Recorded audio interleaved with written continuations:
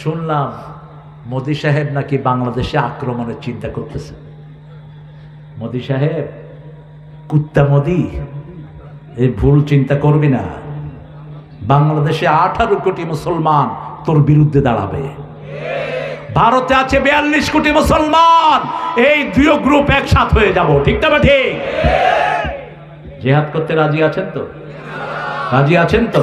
হাত তুলে দেখা দেন কারা কারা আছেন রাজি।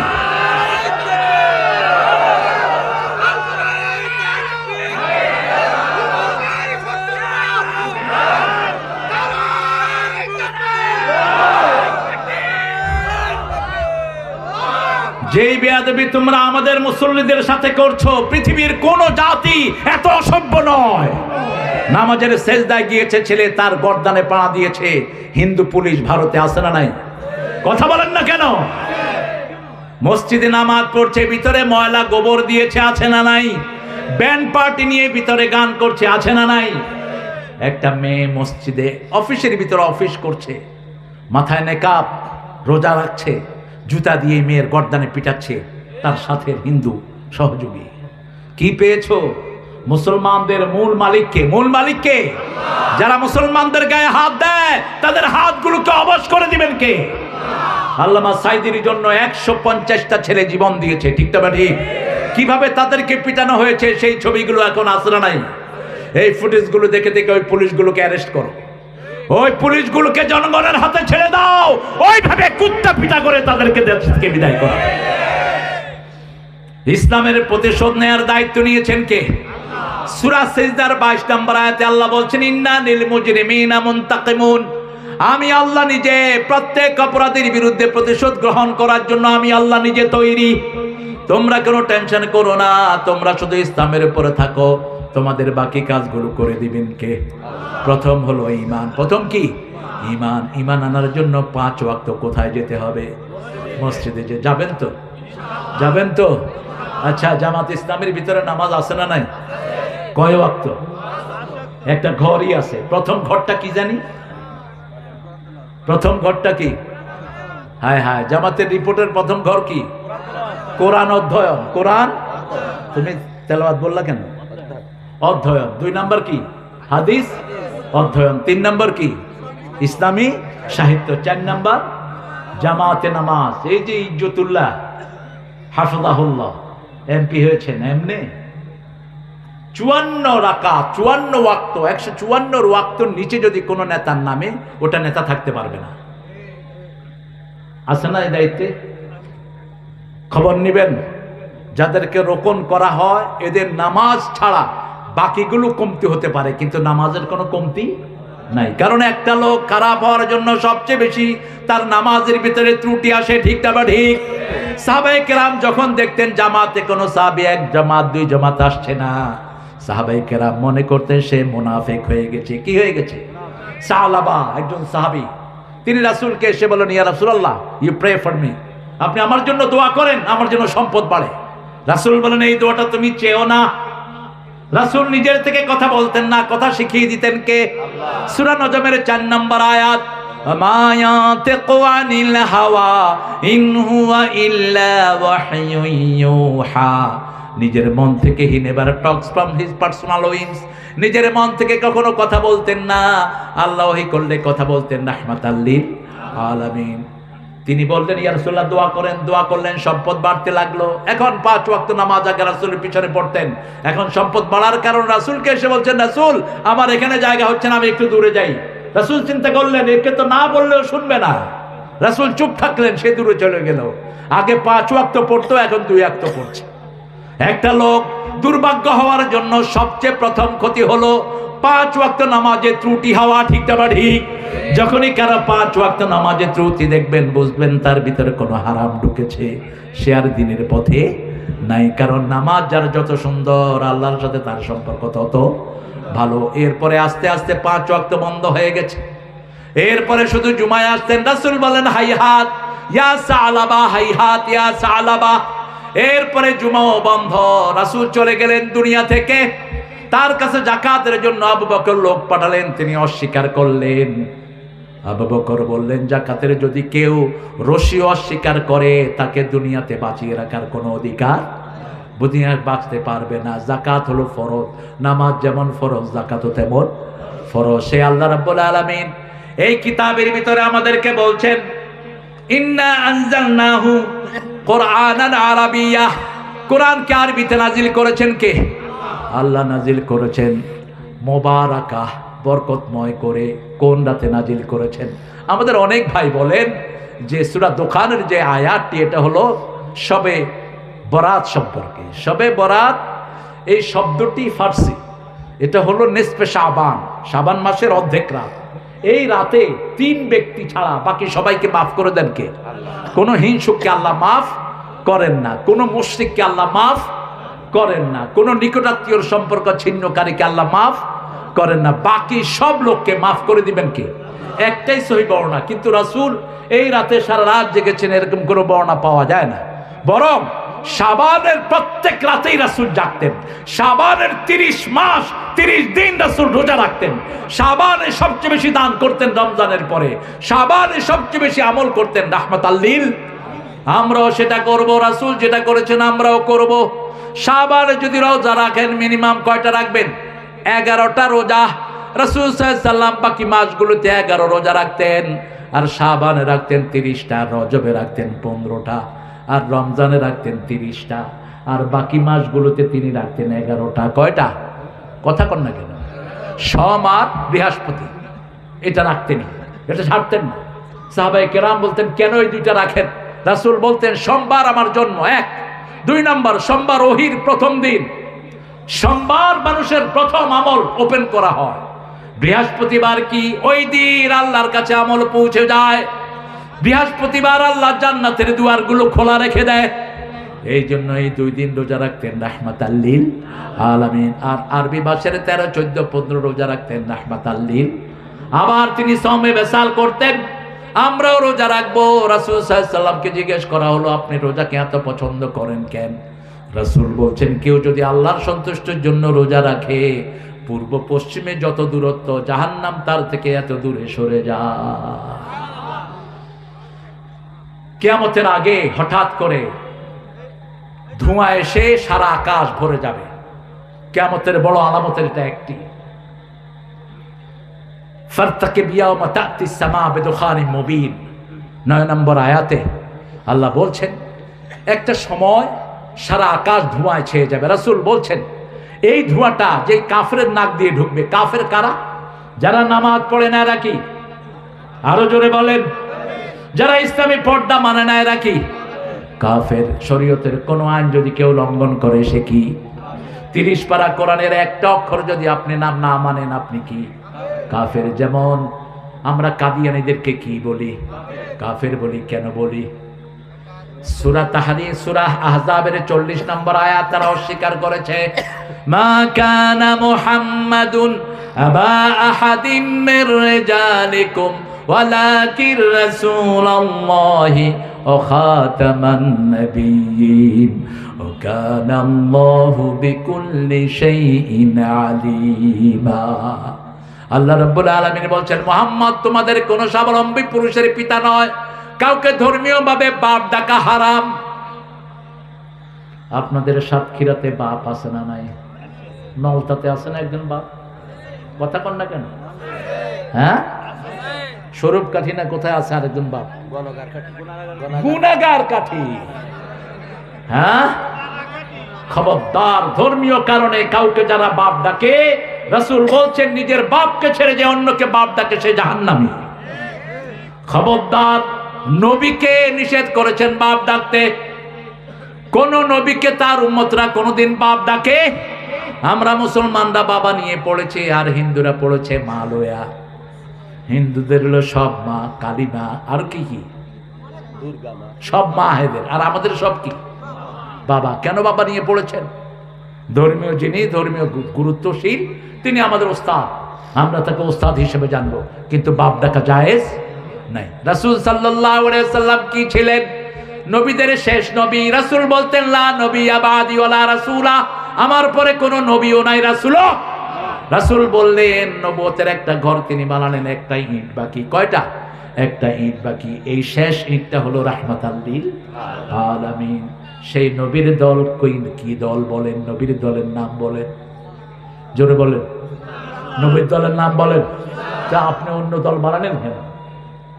কেন বানিয়েছে অন্য দল? যারা অন্য দল বানিয়েছে তাদের শাস্তি হবে কিয়ামতে সবচেয়ে বেশি। যারা আল্লাহ ছাড়া অন্য কাউকে সিজদা করেছো তাদের শাস্তি হবে সবচেয়ে বেশি। মুশরিক মান ইউশরিক বিল্লাহ ফাকাদ হারামাল্লাহু আলাইহিল জান্নাহ ওয়া মাওয়াহুন নার ওয়া মা লিয-যালিমিনা মিন আনসার। আল্লাহর জান্নাত যারা যেতে চায় তারা শিরক করবে না। আমাদের সমাজে শিরক আছে না নাই? শিরক আছে, যেখানে ঈমান নাই সেখানে প্রথম শিরক হলো আল্লাহ ছাড়া কাউকে সিজদা করা। ঠিক না ঠিক? আল্লাহ ছাড়া কেউ কিছু দিতে পারে এই কথা মনে করা। সব দেয়ার মালিক কে? এই যে ভূমিকম্প হলো রক্ষা করেছেন কে? কিন্তু আমাদের অনেকে বলেছে যদি আমার বিল্ডিং না হয়তো গেছিলাম। সাগরে ঢেউ উঠে, প্রচন্ড ঢেউ, মানুষ আল্লাহকে ডাকতে থাকে। যখন কিনারে আসে লঞ্চটা স্টিলের হাওয়াতে বেঁচে গেছি। লঞ্চে বাঁচাইছে না আল্লাহ বাঁচাইছে? আল্লাহ বাঁচিয়েছেন। 2 নম্বর শিরক হলো আল্লাহ ছাড়া কারো নামে শপথ করবেন না। শপথ করবেন কার নামে? আল্লাহর নামে। 3 নম্বর শিরক হলো আপনি হাতের ভিতরে কোনো মাদুলি, কোনো তাবিজ কবজ ঝুলাবেন না। যা কিছু অসুস্থতা হবেন কার কাছে আপনি শাফা চাইবেন? আল্লাহর কাছে শাফা চাইবেন। রাসূল বললেন যখন এই আকাশ ধোঁয়ায় ছেয়ে যাবে, 40 দিন থাকবে এই ধোঁয়া। কয়দিন? 40 দিন। এই ধোঁয়া যখন কাফেরের নাক দিয়ে ঢুকবে, মলদার দিয়ে বের হবে, চিৎকার করতে করতে শেষ হয়ে যাবে। কিন্তু মুমিনদেরকে রক্ষা করে দিবেন কে? মুমিনদের হালকা হাসির মতো হবে। নাক দিয়ে যখন এই ধোঁয়া ঢুকবে মুমিনরা হাসি দিবে। হাসি দিলে আমরা কি বলি? কেন আলহামদুলিল্লাহ বলি? কারণ এক এক হাসির সাথে শত শত রোগ আল্লাহ বের করে দেয়। এই জন্য স্নিজিং, এই হাসি সব নবীরা দিতেন, কিন্তু কোন নবীর হাই ছিল না। এমনি করি যে এটারে কি বলে? হ্যাঁ, ঘুম আসতেছে? মহসিনের বাপ হানজালা, তালহার, মহসিনা, 3 জনের বাপ। আপনার বাচ্চাদের নাম বলেন নেই। আপনি যখনই হাই তুলবেন, হাই তুলে আমরা কি পড়ি? লা হাওলা। কেন এটা পড়ি? কোন নবীদের হাই ছিল না, মনে রাখবেন। কোন নবীদের গায়ে মাছি মশা বসতো না। কোন নবীদেরকে কোন বিষাক্ত প্রাণী ধ্বংস করত না। কোন নবীদেরকে, এটা নবীদের শান। কোন নবীর শরীর মাটি খাবে না। সব নবী আলাইহিস সালামদেরকে পূত পবিত্র করে দিয়েছেন কে? আল্লাহ করে দিয়েছেন। আল্লাহ যেন নবীদের সাথে আমাদেরকে হাসর করে দেন। তবে যারা সৎ ব্যবসায়ী, রাসূল বলেছেন এরা নবীদের সাথে, সিদ্দিকিনদের সাথে জান্নাতি হয়ে যাবে। এখন ব্যবসার বিষয়ে মিথ্যা কথা বেশি না কম? 3 ব্যক্তিকে আল্লাহ পরিশুদ্ধ করবেন না, বুখারী মুসলিমের বর্ণনা। তাদের দিকে তাকাবেন না, উল্টিয়ে নিয়ে জাহান্নামে ফেলে দিবে। 1 নম্বর ব্যক্তি যে ব্যবসা করে, মিথ্যা কসম করে ব্যবসা করে, আছে না নাই? তার চিংড়ি মাছ হলো 500 টাকা কেজি হলে হয়, সে কইছে আল্লাহর কসম 900 টাকা দিয়া কেজি আছে। আপনারা কি না যাবে যাবে, এরকম আল্লাহর ওলি নাই। কথা কন না কেন? তো এই মিথ্যা কথা কয়ে ব্যবসা করলা কেন তুমি? তোমার দিকে আল্লাহ তাকাবেন না। এখন ব্যবসার ভিতরে মিথ্যা বেশি ঢুকছে না কম? আরে হুজুরদের সাথে পর্যন্ত মিথ্যা কথা বলে। এক হুজুর টুপির দোকানে ঘুরতেছে, বলছে হুজুর আপনার কিনা দামে টুপি দেবো, বুঝছেন? হুজুরে কয় টাকা? কয় 65 টাকা দিয়া কিনছি, আল্লাহর কসম হেই আপনারে দেব। হুজুরে 3টা টুপি নিল। সামনের দোকানে গেছে, কয় হুজুর টুপি লইছেন কত দিয়া? কয় আমার মুসল্লি তো মোরে 65 টাকা করিয়া দিছে এক একটা কেনা দাম। কয় হেইয়া মুই 50 টাকা বেচলেও মোর 10 টাকা লাভ হইবে। এরকম আল্লাহর ওলি আছে না নাই? তো এরকম মিথ্যা কথা বললি কেন? 2 নাম্বার, টাকনুর নিচে কাপড় ঝুলিয়ে পরে, আছে না নাই? কিছু মনেই করে না এটাকে। কি কঠিন কথা বলছেন রাসূল। মা আসফালা মিনাল কাবাইন ফাহুয়া ফিন্নার। যেটা টাকনুর নিচে চলে যায় ওটা জাহান্নামের আগুনে জ্বলবে। কেন এত কঠিন কথা বললেন? আজকের বিজ্ঞান বলছে টাকনুর নিচে হলো পুরুষের সব যৌন শক্তি, যে সমস্ত সন্তান উদ্ভাবনের যে শক্তিগুলো তার এই টাকনুর উপরে থাকে, টাকনুর ভিতরে। টাকনু যদি ঢাকা থাকে এদের প্রজনন ক্ষমতা কমে যায়। এই জন্য ইউরোপিয়ানরা দেখবেন সারা বছর এদের টাকনু ঢাকা থাকে, এদের সন্তানের রেশিও সবচেয়ে কম। একটা সন্তান হলে তারা, যে দম্পতির সন্তান হয় যেভাবেই হোক, তার সাথে সাথে 1000 ইউরো তাকে উপহার দেয়, চলার জন্য সব খরচ দেয়, তারপরে সন্তান নাই। আর বাংলাদেশে আমাদের টাকনু থাকে উদলা, বিশেষ করে যারা খেতে খামারে কাজ করে, কি বাঁধে জানি,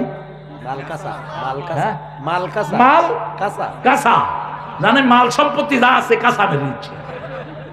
এই মাল কাঁচা মেরে সারাদিন টাকনু থাকে কি উদলা, আর সন্তান কয়টা হয় নিজেও জানে না। একজনকে জিজ্ঞেস করছে, ভাই আপনার সন্তান কয়টা?